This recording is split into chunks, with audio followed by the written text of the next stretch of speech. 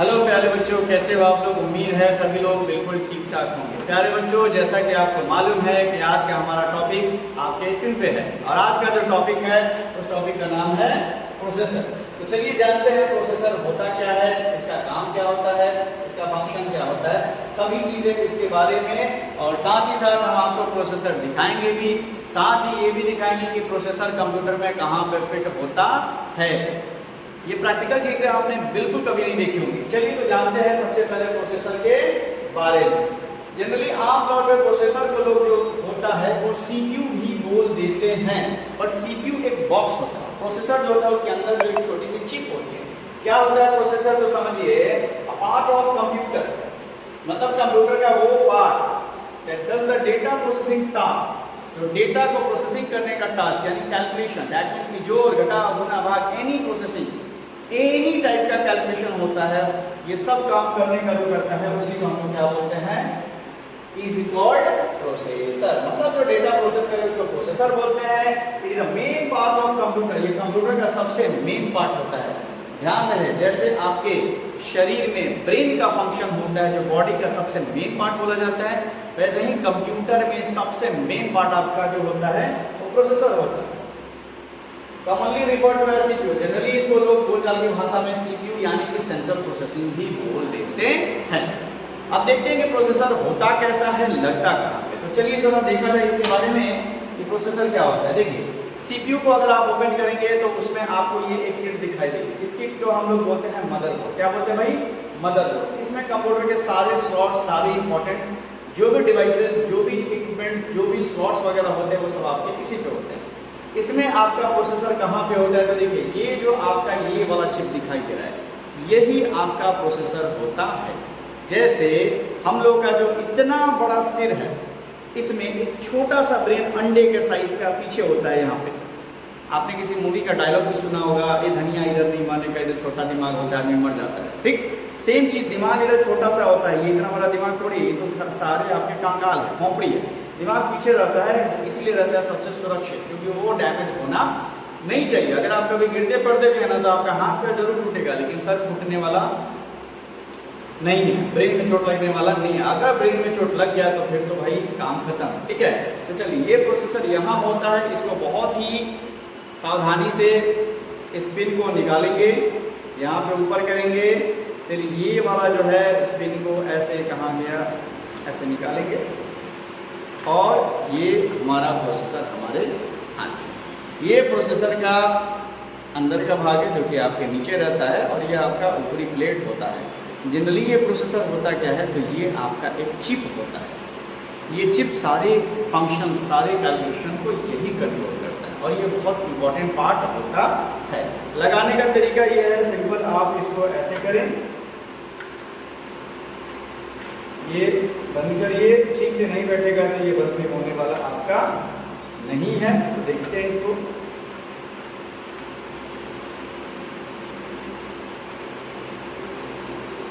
चलिए यहाँ पे हमारा ये बंद हो गया। अब ये हमने इसको कवर किया और ये हमने क्लिप को लगा दिया, अब ये गिरने वाला है। ओके, तो समझ गए प्रोसेसर क्या होता है। चलिए तो आगे समझते हैं अब इसके बारे में।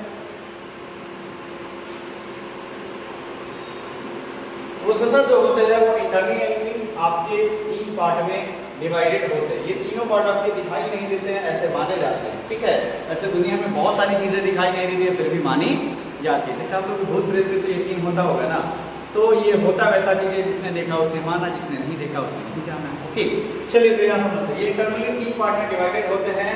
पहला आपका हो गया ALU यानी कि अर्थमेटिकल एंड लॉजिकल यूनिट, दूसरा आपका हो गया CU दैट मींस की कंट्रोल यूनिट, और तीसरा आपका हो गया MU यानी कि मेमोरी यूनिट। अब ALU क्या होता है, CU क्या होता है, MU क्या होता है, तो इसको जरा हम लोग डिटेल से समझते हैं। देखिए प्रोसेसर जनरली आपका जो मैंने अभी चिप दिखाया, मान लीजिए वो चिप ऐसा होता है। ठीक है, आप किसी भी इनपुट डिवाइस से, कीबोर्ड, माउस, किसी भी चीज़ से जब भी कोई इन्फॉर्मेशन को सिस्टम में फीड करते हैं, टाइप करते हैं, तो वो इनपुट सीधे इन्फॉर्मेशन लेके जाएगा आपका किसके पास, CU के पास। CU दैट मींस के हो गया कंट्रोल यूनिट। इसके पास ये एबिलिटी होती है कि डेटा को समझ के क्या काम करना है, किस डिपार्टमेंट से काम करवाना है, उधर डेटा को भेजेगा। फॉर एग्जाम्पल के तौर पे मान के चलिए आपने डेटा में इनपुट किया 2 + 2, तो सीधे इनपुट होके चला गया सीयू में। सीयू देखेगा अरे भैया इसको तो जोड़ करवाना है, जोड़, तो इसको सीधे भेज देगा कहाँ में, एलयू पे। एलयू दैट मींस कि अर्थमेटिकल एंड लॉजिकल यूनिट, जिसका काम होता है जोड़ घटाव गुना भाग करना, ठीक है। तो ये भेज दिया यहाँ पे एलयू में, एलयू ने उसको जोड़ जाड़ के वापस रिजल्ट जो है वो 4 दे दिया सीयू को, यहाँ पे 4 है। अब ये 4 जो होता है फिर सीयू आउटपुट डिवाइस के माध्यम से, दैट मींस कि मॉनिटर के माध्यम से आपके स्क्रीन पे जो होता है वो आपका शो होने लगता है। दैट मींस कि अगर कंट्रोल करना है तो सीधे कंट्रोल यूनिट में गया और एलयू भेज दिया जो कि कैलकुलेशन किया। ओके, सारा कैलकुलेशन का काम एलयू करेगा प्रोसेसर के अंदर। लेकिन अगर हमने कंप्यूटर में कोई कैलकुलेशन नहीं दिया, मान के चलिए आपने कंप्यूटर के अंदर कोई क्या दे दिया भाई, फोटो दे दिया, कोई आपका वीडियो दे दिया, जिसपे कोई भी आपको एडिटिंग वगैरह नहीं करनी है, तो ये भी इनपुट क्या स्कैन होकर सीधे जाएगा सीयू में, कंट्रोल यूनिट में, और वहां से दिखेगा सीयू, इसके पास तो कोई कैलकुलेशन जैसी चीज है नहीं, तो उसको एलयू में नहीं भेज के उसको डायरेक्ट वो ट्रांसफर कर देगा कहाँ पे, एमयू में। एमयू का काम होता है किसी भी डेटा को सेव करना या फिर स्टोर करना, और बाद में ये फिर इसी के माध्यम से यहाँ होके आपके आउटपुट डिवाइस पे दिखाई देने लगता है। इन शॉर्ट बोला जाए तो इनपुट होने के बाद डेटा सीयू कंट्रोल करेगा, एलयू कैलकुलेट करेगा और एमयू सिर्फ आपका सेव करेगा। ओके, चलिए उम्मीद है इतना क्लियर होगा।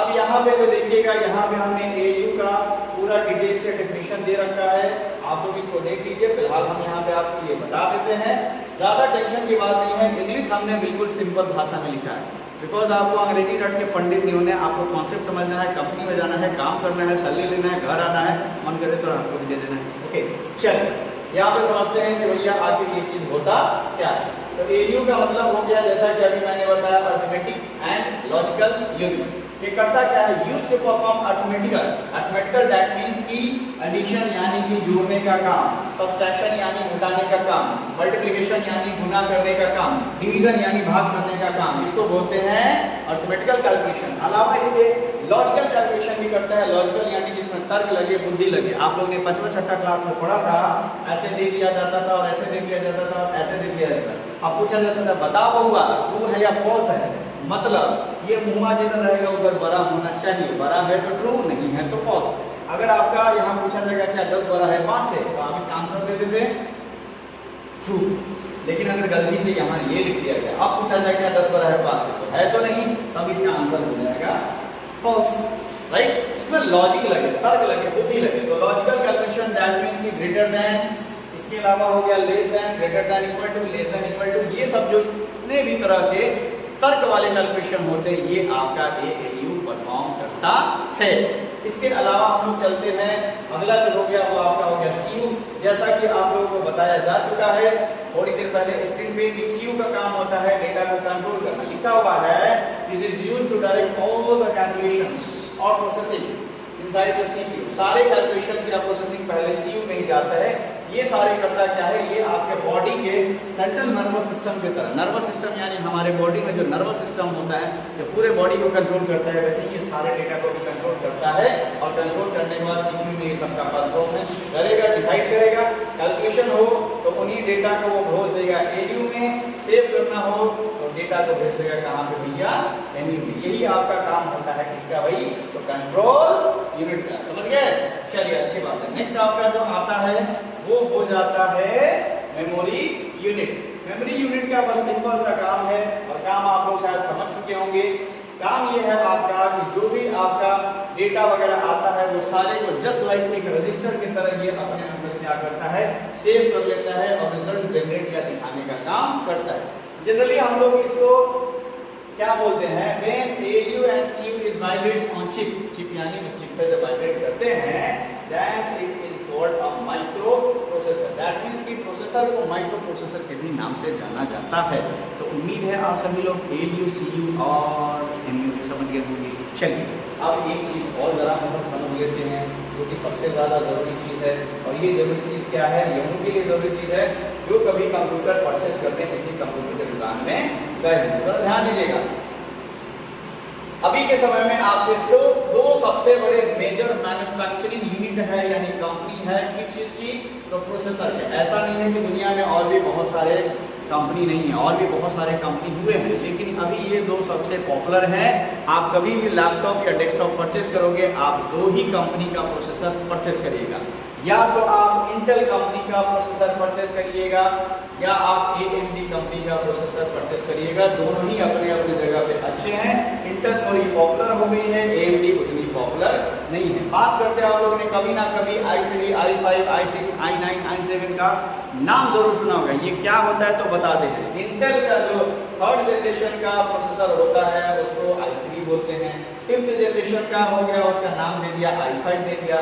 सेवेंथ जनरेशन का i9 दे दिया, और उसके बाद का ऐसे करके देता चला जाएगा। फिर आएगा तो हो सकता है i11। अब ये i का मतलब ये हो गया ई वाला i माने इंटेल। क्लियर? तो अब अगर इंटेल का परचेज करने जाइएगा तो आप लोग प्रोसेसर जरूर चेक करिएगा। आज के डेट में कम से कम i5 प्रोसेसर आप लोग जरूर यूज़ करिए, क्योंकि भविष्य में कुछ सालों तक आपका उसको यूज़ करना है। AMD प्रोसेसर भी अपनी जगह पे है, दोनों ही अच्छा है। AMD वाला अगर प्रोसेसर लगेगा तो थोड़ा सिस्टम सस्ता होगा, इंटेल वाला लगेगा तो थोड़ा सिस्टम महंगा होगा, क्योंकि इंटेल एक बहुत बड़ी ब्रांड बन चुकी है, जैसा कि DTH भी आपका एक बहुत बड़ा ब्रांड बन चुका है। आप लोगों का प्यार और सपोर्ट की वजह से। आपको ये इन्फॉर्मेशन कैसा लगा हमें ज़रूर बताइएगा, और अगर कोई डाउट है तो वो भी कमेंट करके बताइएगा। तब तक के लिए मिलते हैं नेक्स्ट एपिसोड में। सभी प्यारे बच्चों, दोस्तों और देशवासियों को जय हिंद, DTH कंप्यूटर की तरफ से।